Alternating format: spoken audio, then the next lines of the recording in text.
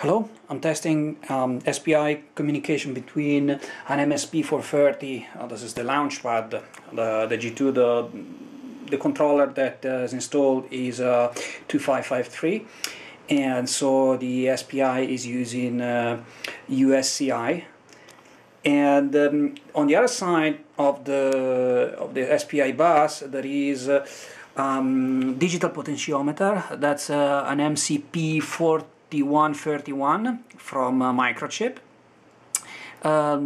Seems to be quite easy to drive. I'm testing just right now, and what I'm doing is I'm checking that the commands are correctly sent to the potentiometer using digital oscilloscope, which is this one. This is a no-one 100 megahertz double channel oscilloscope, and here I'm checking in red I have the clock signal, and in yellow it's the master out slave in data from the SPI interface.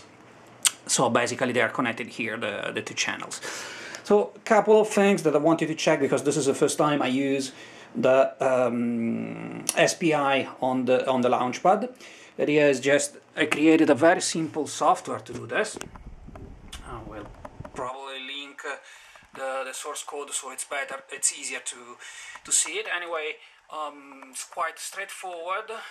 Does the basic things that you normally do with this kind of controllers. So I have a clock configuration where the CPU is running full speed ahead, means 16 megahertz, and I'm using the submaster clock at 4 megahertz.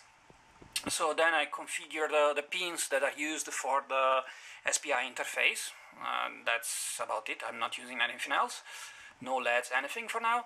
I configure the SPI with the baud rate equal to the SMC submaster clock, so it's running at 4 megahertz.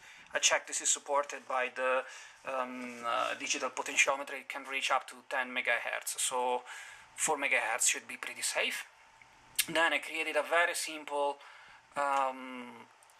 procedure to send the wiper level command, which is just a 0 to set the wiper, and then send out a byte, which in the specific case of this potentiometer should be between 0 and 128 or 27, I can't remember, but anyway, 7-bit. And here I have the configuration. Then I enter a loop where it's doing a ramp. Basically it's going from 0 to 127, and then from 127 down to 0, and this is the result basically. So a few things that are quite interesting, since I'm experimenting with this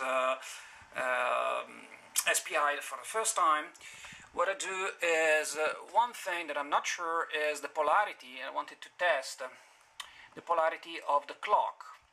Let me show you now what I mean by that. And it's easier to see it. Sorry, I'm holding the camera with one hand.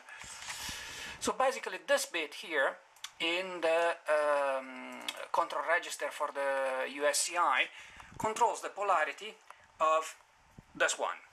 So this is polarity low. You see the clock is normally 0 and then goes to high when when the clock is triggered.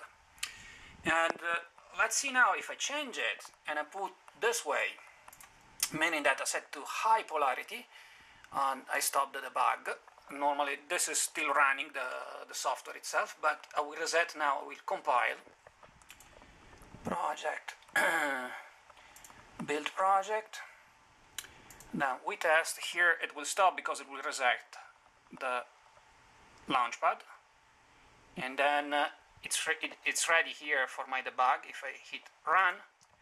So you see now what's happening is that I changed the polarity of the clock, and now this line is normally high and goes back low when the trigger is fired. This is my 0 line DC coupling for the clock signal. So this is clearly a 0. There's nothing going through, which is fine. And this is the command. This is the ramp. Sorry, the value of the command. It's the ramp between 0 and 127 and then down. So I thought would be nice to share, and that's it.